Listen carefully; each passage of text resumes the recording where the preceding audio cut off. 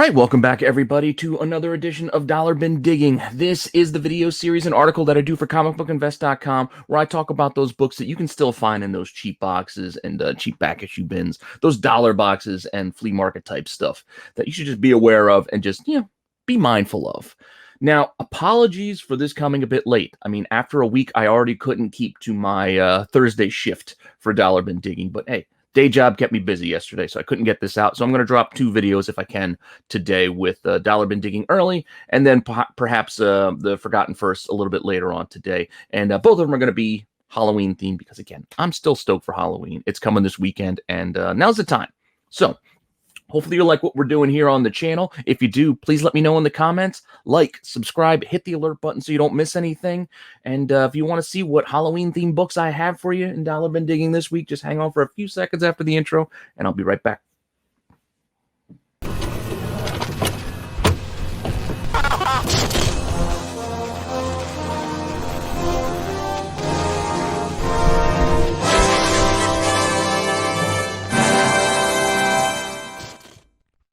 All right, so for this week, as I kind of outlined in the intro and kind of gave it away, we are doing Halloween. It's just fun, right? I mean, it's just fun talking about Halloween. So I decided to kind of focus in on some pumpkin-themed characters. Pumpkinheads, to be more specific, really. And you'd be surprised at how many pumpkin-headed characters there are out there. So just for a little bit of fun for the season, let's just talk about a couple of them. And we are going to start off with Jack-O-Lantern. The first Jack-O-Lantern, mind you. This was in Machine Man number 19. So it goes back a little bit of a ways. This was again, like I said, the first Jack-O-Lantern, who was Jason Massendale, if I'm saying his name properly. So Jason Massendale started out as Jack-O-Lantern, but you probably know the name, or you may know the name more as the character he later became, which was Hobgoblin. Jason Massendale. I mean, there was the whole Ned Leeds thing, and it ended up being Massendale. I know it's confusing. Hobgoblin's history can be a little bit confusing, but this character that first appeared as Jack-O-Lantern ended up being Hobgoblin for quite a bit of time.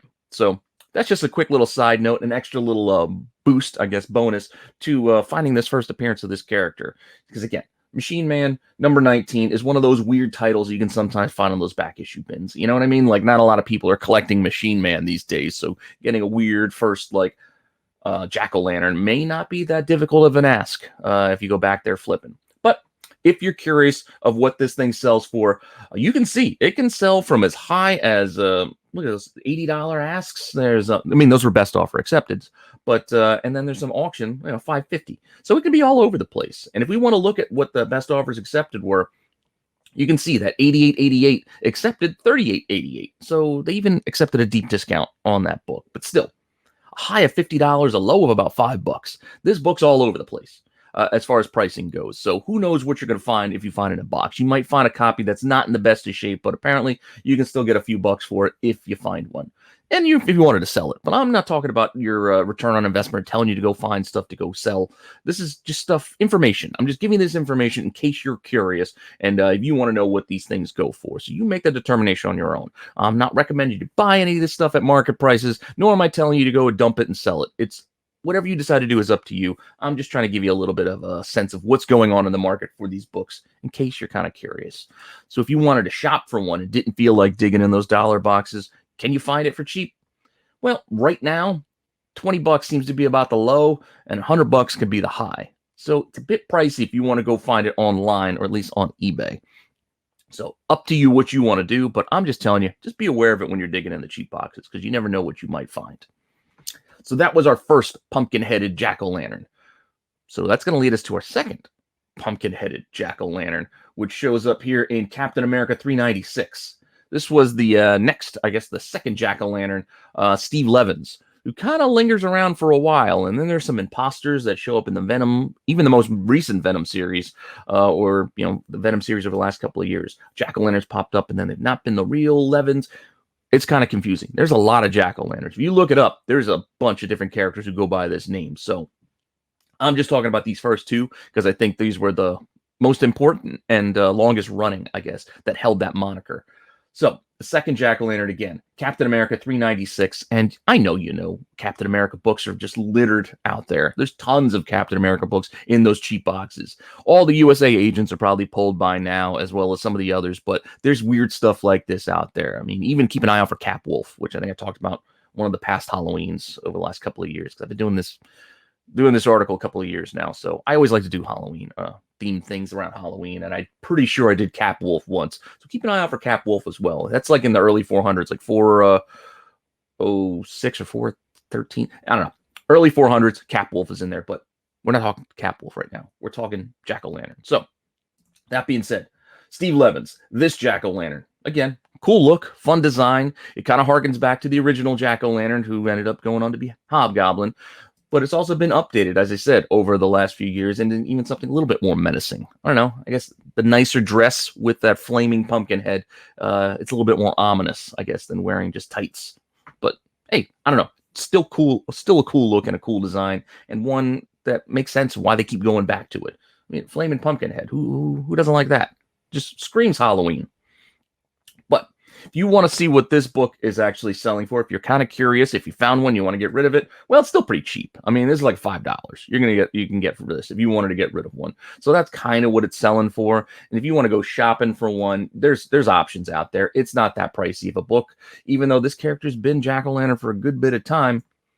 You know, $30 to $15 is really what you're looking at if you want to go buy this online. But like I said, just keep an eye out for it. Pay $1 for it if you find it, and just stash it away in your PC, because it's just kind of fun. That's all I'm talking about.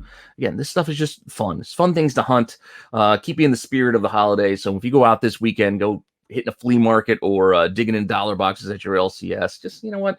Just take a few minutes to just go check out for some pumpkin characters, just to put a little smile on your face. That being said, it's not just Marvel. Marvel is not the only one with the exclusive rights to, Jack-o'-lantern. So there is a DC Jack-o'-lantern as well. Showed up in Justice League Quarterly number 14, among other characters. I think there's another Judo Master or something in this book as well. But we're not here talking Judo Master. We're here talking Jack-o'-lantern. The initial design, as you can see that what just popped up on the screen, was more of like a guy in a suit. Didn't really have that flaming pumpkin face or pumpkin head, but this is what the character looked like when they first appeared. They're on the right, holding, basically a trick-or-treat pumpkin head, because I think that's where the power came from. But definitely a weird story. Orange and blue, interesting concept to come up with for this character, and then call him Jack-o'-lantern. I don't know. It is what it is, but this was DC's version of the character, and I think they later took the power from the Carry-On, Pumpkinhead, and as you can see, gave him more of the flaming, menacing kind of look that kind of reminds you a bit of the Marvel one as well. But DC's Pumpkinhead is another one that's out there if you're so curious. Again, I'm not saying go buy all these Pumpkinheaded books, because I think they're great investments. It's just kind of fun. Again, this hobby should be fun. So, look at that. $1.79 was the ask, and they still made an offer.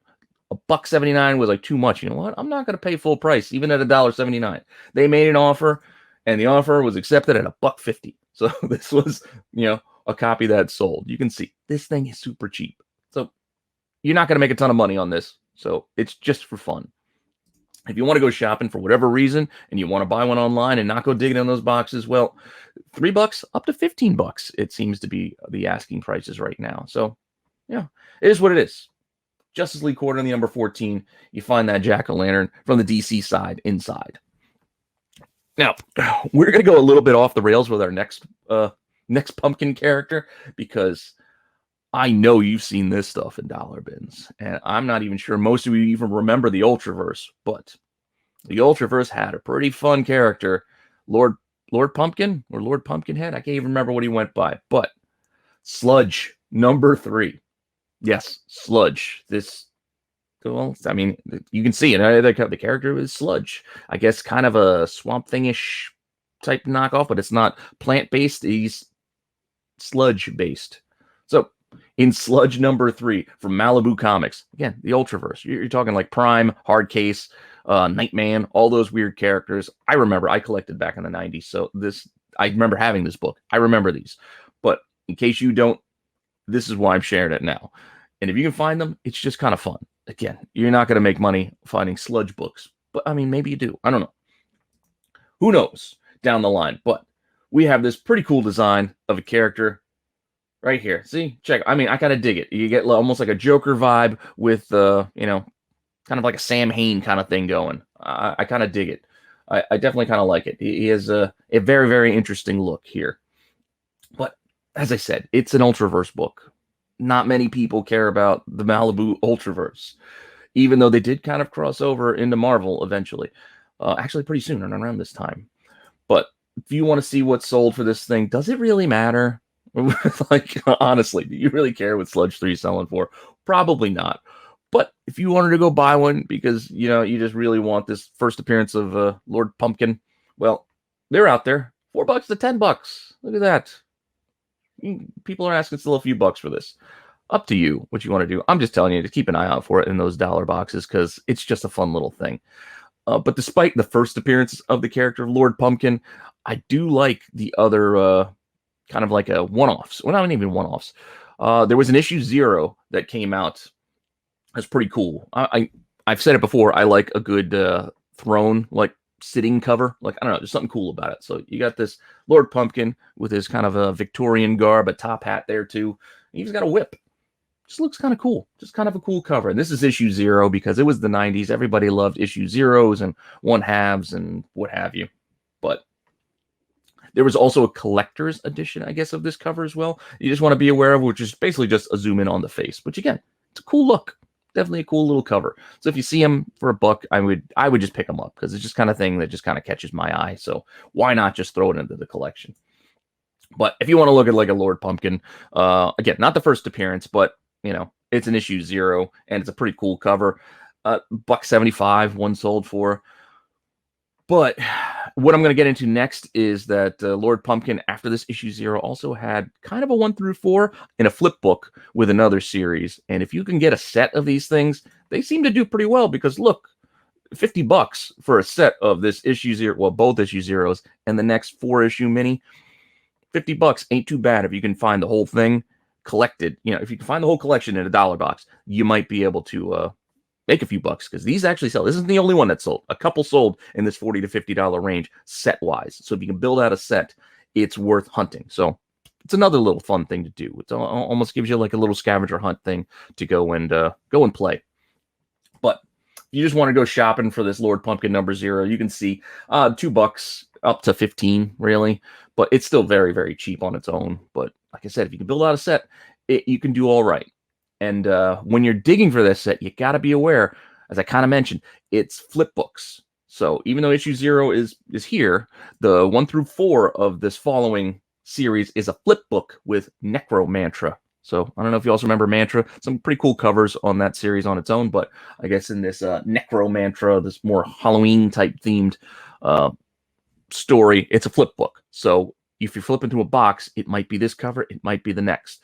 But this would be the Mantra cover, but on the other side, and you flip it, it's Lord Pumpkin number 1. And you can see this actually crosses over with Loki. That's Loki, in case you're unaware. That's Loki in this series. So there is a crossover here with Marvel in this little tail 4-issue run. So I think that's also part of the reason why it's a little sought after. And if you can get the whole set, people just kind of want to read it because it's, it's kind of fun. So like I said, when you're flipping through the box, it might be Necromantra or it might be Lord Pumpkin. So you just got to be aware in case you can't see the back if there's a backing board and you don't know what's on the other side. So as you're flipping through, like I said, it's 4-issue run. I'm not going to show you all of them, but I do like issue 4's got a pretty cool cover too. And you can see there with Lord Pumpkin. It's kind of fun. The Queen is dead. Long live the pump. Which I know is probably pretty fun. But there it is. Lord Pumpkin. See if you can find it.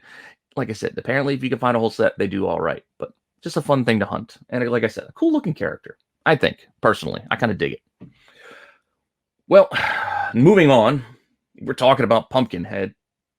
And Pumpkinheads, we might as well talk about Pumpkinhead. I'm pretty sure you guys have heard or maybe seen that old horror movie, Pumpkinhead, that weird creature. You can see there was even a comic from Dark Horse back in, I think it's like 93. And I think this is the first appearance of Pumpkinhead in the comics, this Rites of Exorcism mini. I think you can find sometimes it says 1 through 4, but I see issues 1 and 2 out there a lot and packaged together. And yeah, pretty cool. I mean, this is actually a toy, but it gives you a good look at what the character of Pumpkinhead looks like in case you hadn't seen those movies. But Pumpkinhead, and then I think this is also the cover to issue 2 of this series. Just fun things to look out for in case you're kind of curious. And this is going to kind of tease into what I'm going to do later for Forgotten First, in that I'm going to do some classic horror theme icons, basically, and their comic book appearances. Well, and other magazine appearances as well. But we'll get to that later. So tune in later tonight, hopefully, for Forgotten First with some more horror-themed Halloween-type stuff. But finishing up with Pumpkinhead here, what does this thing sell for? If you find it, $9. Ain't too bad, right? I mean, not great, but it is what it is. $9 if you had one and you wanted to move it. And if you want to go shopping for one, this thing could be found for as low as $3 to $10. Not super expensive. I mean, I know a lot of people know Pumpkinhead, but he's still not top tier, I guess, horror movie monsters. But it's still one that I think a lot of people do like. And one more. I got one more pumpkin-headed character to go over. And the next one is going to be a real tough find. You're probably not going to find this in a dollar box any longer, but, you know, we're talking pumpkins and pumpkin-headed characters. I didn't want to leave out Merv, so just be aware. And in case you can find it, definitely grab it, because this one's gotten a little pricey over the last few months because we are getting a Sandman show on Netflix, and I, among many, are pretty excited to check it out. So Sandman number 5, early in the run, we get, you know, the first appearance of Merv Pumpkinhead, you know, basically Dream's driver for a bit there. So definitely pretty cool. Again, top hat, Pumpkinhead, very familiar to a lot of people. And it's just, you know, another fun character. So you can find it here. And that one page and that one panel is all you're getting in this Sandman 5. That is the first appearance. And then I think he shows up a little bit later back in the run. But he's a character that kind of lingers around for a while. So definitely kind of interesting. Merv Pumpkinhead. And you can see that this Sandman book has gotten pricey. I mean, $30 just a few days ago, October 24th. $30 buy it now is what one had recently sold for. But if you're shopping for one, it's going to run you anywhere from $25 to $130. Yeah, that expensive. Like, these Sandman books are really heating up as people are getting excited for that show. So if you can find any for cheap, whether they be in the dollar boxes or even cheap back issue bins just for a couple of bucks, I might think about grabbing some of those. Because apart from getting a fantastic read, there's a lot of like appearances and things scattered throughout these books. And depending on what they decide to do on the show, who knows what could happen with this market. I know it kind of harkens back a little bit to the old CW DC days where it's like, oh, well, a first appearance of a one-off character that's a villain of the week type still heated up for a week or two and then gets immediately forgotten about. I mean, that could happen again. So just be mindful of that and don't go investing too much of your money into things like this, but there's still fun things to hunt. So that's what I'm talking about. Build out your collection, collect what you want, you know, do this hobby your way. I'm not going to tell you, you know, what's right and what's wrong, but I'm just saying, have fun. These are comic books. These are funny books, people. So just keep it fun. And that's the last book I got for you. So hopefully you enjoyed that. This little trip into a bunch of pumpkin-headed characters as we look forward to Halloween. I'm excited.